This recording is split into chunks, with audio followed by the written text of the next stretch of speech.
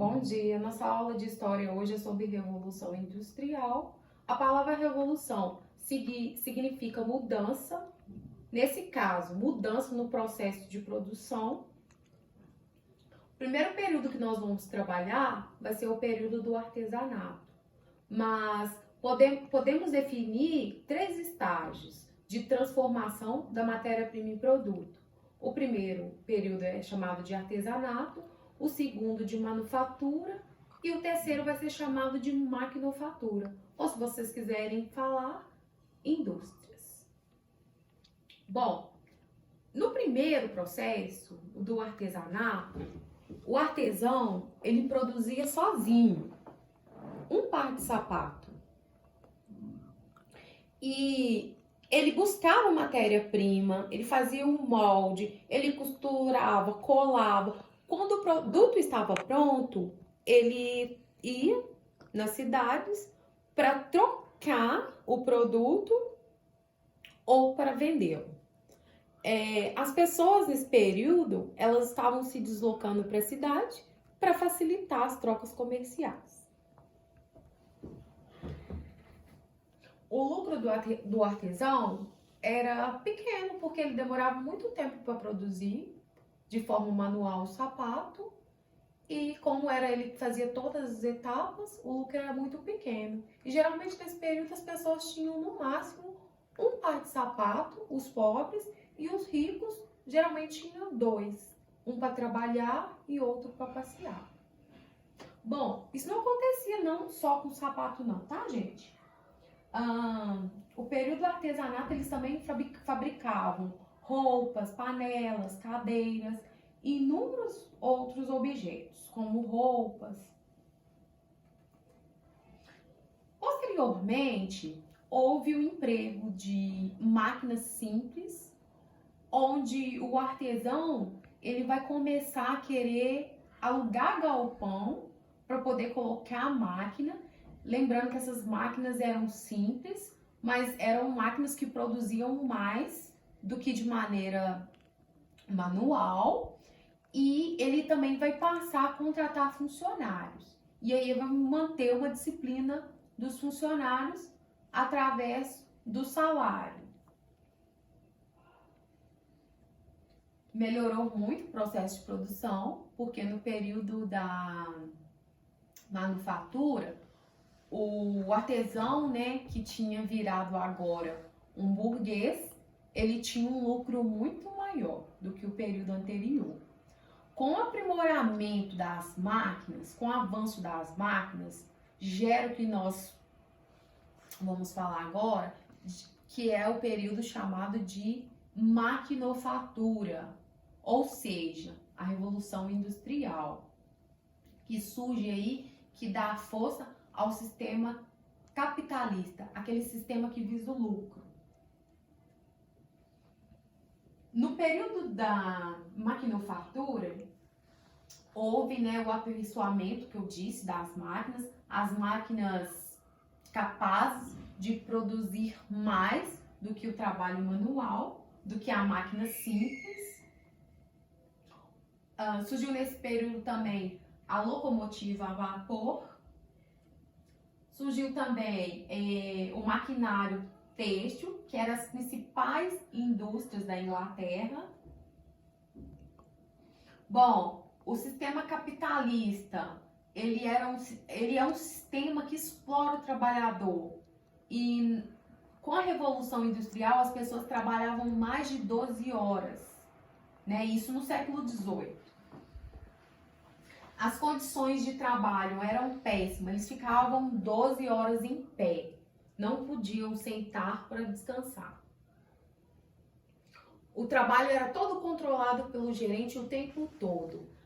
E tinha ainda o trabalho infantil dentro das indústrias. Os homens geralmente estavam nas minas de carvão, trabalhando de forma bem dura, né? E podemos chamar isso de uma verdadeira exploração, porque eles trabalhavam muito e ganhavam pouco, gerando aí um grande lucro para as indústrias. Bom, no período da manufatura, nós podemos dizer, olha aqui na tela, que a cooperação era simples. Porque uma pessoa só lavava, secava e guardava. Já agora, com a divisão do trabalho mais aprimorada, tem uma pessoa para lavar, outra para secar e outra para guardar. Ou seja, o processo tem uma disciplina que vai fazer o funcionário trabalhar mais rápido e vai fazer com que o empresário obtenha mais lucro. Bom, a vida do proletariado não era fácil. Ele era submetido às condições precárias de moradia, eles moravam em cortiços, os salários eram irrisórios, a jornada de trabalho era muito grande, tinha patrão que atrasava o relógio para o funcionário trabalhar por mais tempo.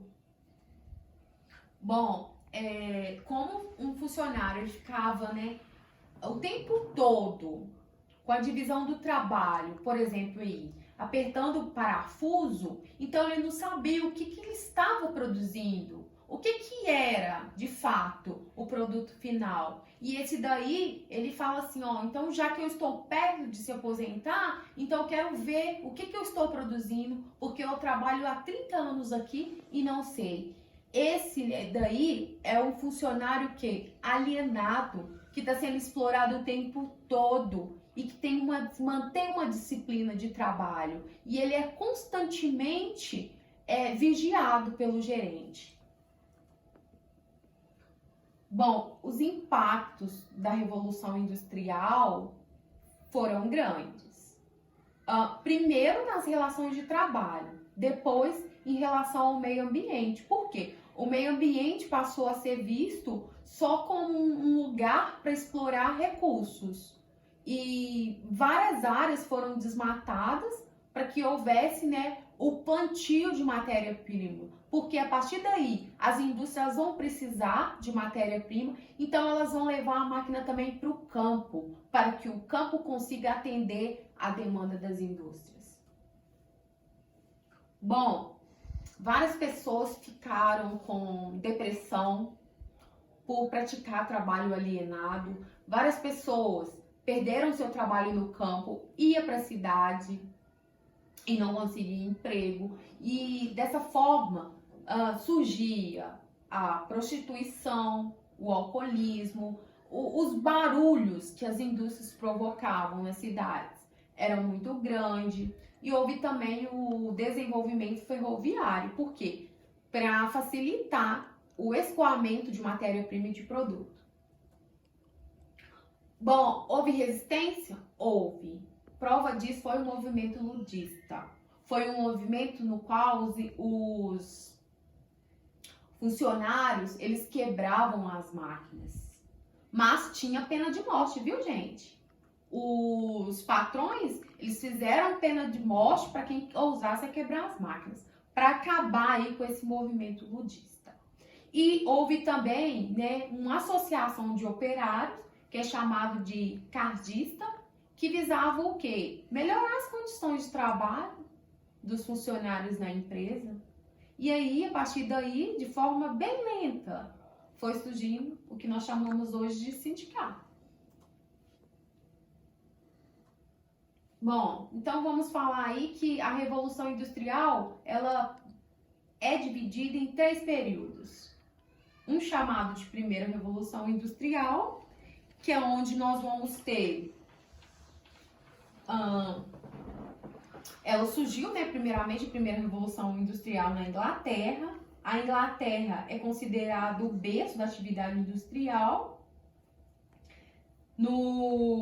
Mais precisamente no século XVI ao século XVII, a Inglaterra ela tinha rica reserva de carvão mineral, ela tinha também acúmulos de capitais provenientes do mercantilismo e da exploração de outros países.